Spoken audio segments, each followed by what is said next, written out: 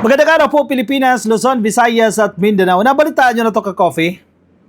Si Superman na red at si Superman na dilaw. Yan po yung dalawang rider, dalawang motorsiklo nagkarambola dyan sa Marilake, sa Rizal, habang gumagawa po ng kanilang exhibition. Kaya tinawag yan na Superman ka-coffee. Ito yung motor, sasampad dyan sila sa motor, iaangat nila yung paa nila. If ever na may lubak lang, paano mo agad matutukod yung paa mo? O maaayos man lang yung balanse, nakadapa ka, nakahiga ka, nag-aala Superman. Binawian po ng buhay yung nakapula. 'Di ba? Yung nakadilaw naman, sasampahan ng sandamakmak na kaso dahil marami po ang nadamay Maraming mga sasakyan po yung nasira din, mga motor na spectator, nandiyan din nakikinig. Ang masaklap, yung iba dyan, ginagawang ano na rin po yan, yung aksidente, yung pagkamatay, nagiging content na rin po yan sa social media. Hindi lang isang beses nangyari yan. In fact, marami na pong kaso na ganyan ang nangyayari dyan sa Marilake, lalo na po tuwing weekend. Kumbaga, talamak na po yan at dapat na pong i-address yan. Kanino bang trabaho yan?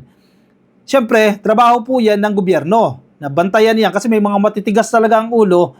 Trabaho po yan ng Highway Patrol Group. Trabaho po yan ng local government unit na tikitan, paano ba, yung mga lalabag dyan para hindi na maulit. Kasi every weekend ka-coffee, maya-maya may mga maipopost.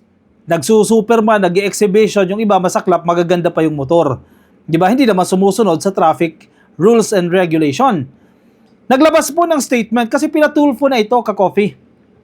Nakarating na po yan kay Senator Raffy Tulfo, itong talamak na aksidente dyan po sa Marilake. Ayan, sino mga familiar dyan, mga rider. Tayo, nagmumotor tayo ka-coffee, nakadaan na rin tayo dyan, pero takot tayo dyan ka-coffee dahil marami po mga abusado mga rider dyan na nagkalat dyan. Anyway, sige, naglabas po ng press release itong tanggapan po ni Senator Raffy Tulfo at kinakabahala na Actually, buti nga ito address na ito para i-pressure yung dapat i-pressure. Sino yung nagkukulang dyan? Ang local government ba ang may pagkukulang dyan? Ang PNP Highway Patrol Group ba ang may pagkukulang dyan?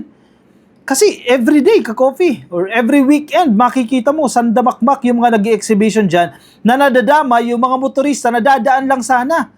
May mga kotse na dadaan, tatamaan sila ng motorsiklo na nag-exhibition. Aba, perwisyo po yan.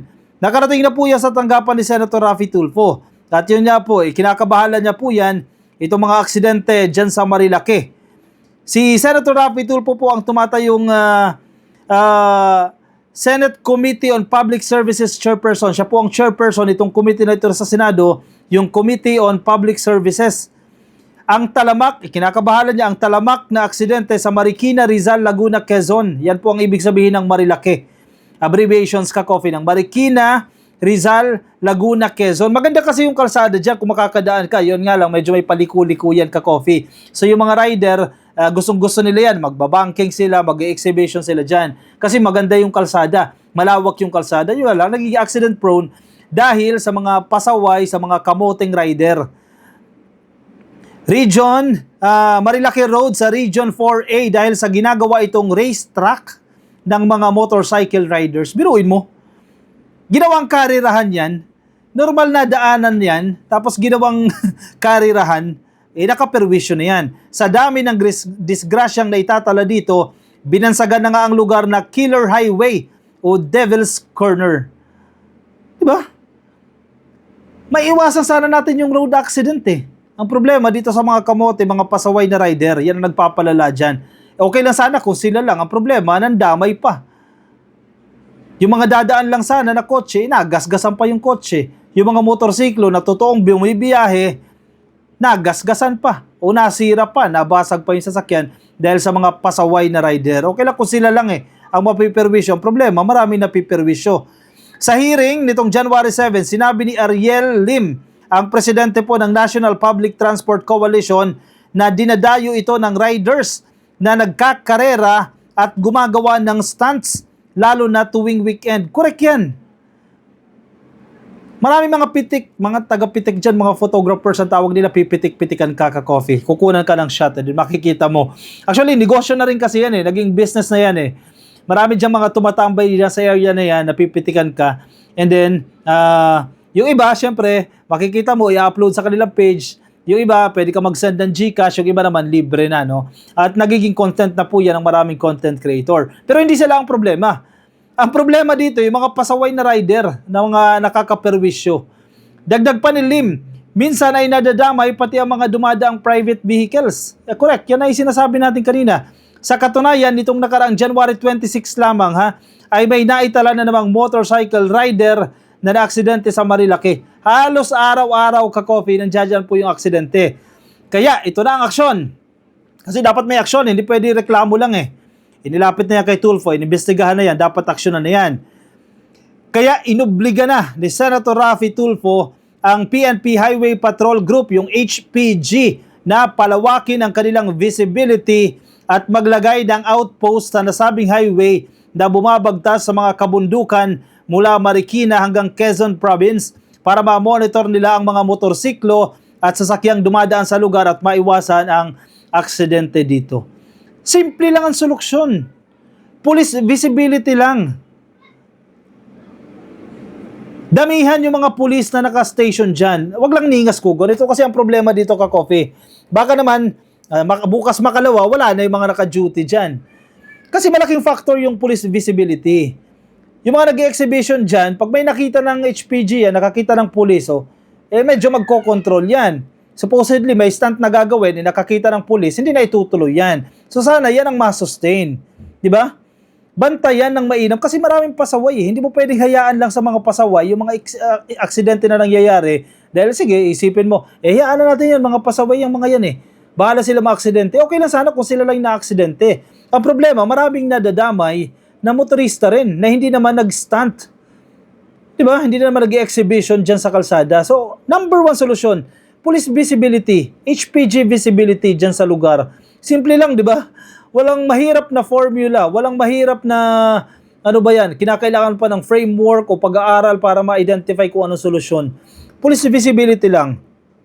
Binigyan din ni Senator Tulfo na buhay ang nakasalalay dito. Kaya sinabi niya kay PNP Deputy Director for Operations, Police Brigadier General Reynaldo Pawid, na dapat nilang siguraduhin na hindi na magpapatuloy ang gawaing ito.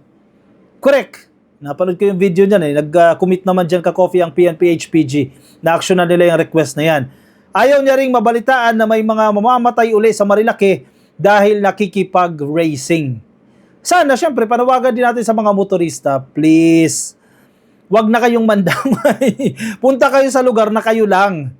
'Di ba? Kung habol ninyo ikarera, habol ninyo mga stunt, maghanap kayo ng lugar, mag-arkila kayo ng lugar o ano man 'yan, stadium, diyon nyo gawin yung mga stunt ninyo. May lugar naman para diyan. Wag diyan kasi public road 'yan eh. Dinadaanan ng motorsiklo 'yan, dinadaanan 'yan ng mga kotse, motorista, and even civilians. May mga nagja-jogging nga rin diyan eh. Madadamay. Diba, harap kayo ng venue ninyo at doon nyo gawin yung inyong mga stunts. Nangako rin po si Pawid kay Raffy Tulfo na palalawigin na nila ang presensya ng kapulisan at maglalagay ng mga magmamando roon, particular na mula sa PNP Region 4A. Sana, di ba, sir? Yun din ang ating panawagan dyan. Simple lang ang solusyon dyan. Police visibility. Tapos yan.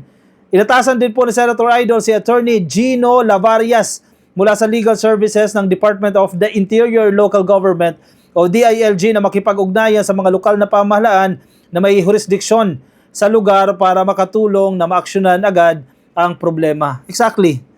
Isa pa yung LGU.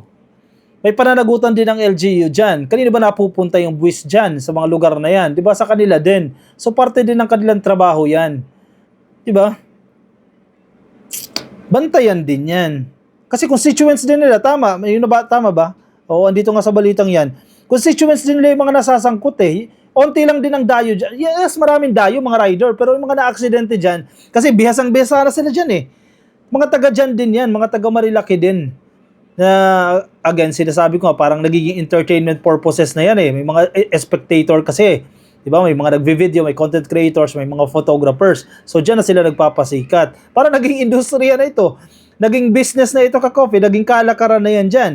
Hindi ko alam kung merong grupo na nasa likod dyan eh. Di ba yung mga mag-exhibition eh, para syempre ma-attract yung mga, para naging tourism site eh. Doon tourism site yung lugar kasi maganda yung lugar eh. Ang problema, tourism site para doon sa mga nagkakarera. at yung mga nag-exhibition, mga nagbabanking na marami namang nadadamay. Ginarantiya nila Varias na ipapaabot niya agad sa kalihim ang issue para obligahin agad ang mga mayor sa lugar na gumawa ng hakbang para tumulong sa pagresolba sa problema, lalo pat mga constituents din nila ang nasasangkot sa insidente. Correct. Tinan mo, sila-sila din ang na-aksidente dyan. Binigyan lamang ni Idol ang PNP ng 5 working days para ipatupad ang kanilang rekomendasyon. Ipinagsumite din na Senator Tulfo ang DILG ng kanilang written plan of action ukol sa nasabing problema sa kanyang opisina na lalong madaling panahon. Simple lang sana ang solusyon eh. Sana hindi na namatay si Superman Red eh. 'Di ba? Mababawasan na sana ang aksidente diyan kung walang mga pasaway na rider. At syempre, hindi natin maiiwasan dahil meron talagang pasaway talaga. So dito na papasok ang gobyerno, local government, ang PNP, HPG, please, wag ningas kugon, no? Wag lang ngayon, wag lang this week, wag lang this month. Habaan na yan kasi maglalaylo lang yan eh, magbabalikan din yan dyan eh. At nakakadamay na mga buhay na hindi naman dapat nawawala dahil sa kapabayaan ng ilang mga residente. Magmamonitor na po si Senator Tulfo.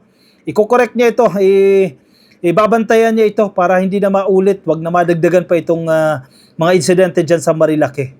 O siya, sige ka-coffee, anong gusto nyo sabihin? May mga opinion kayo, reaction? Ilagay dyan sa ating comment section para mabasa rin po yan ang iba natin mga ka-coffee. Mga nasa Facebook, please like and follow. Yung mga nasa YouTube, click lang po na subscribe at hit the notification icon para kayo po updated din sa ating mga bagong upload. Ako'y magpapaalam muna ka-coffee. Maraming salamat po sa mga sumama. Ingat po kayo. Nasa naman po kayong panig ng daigdig. Paalam po.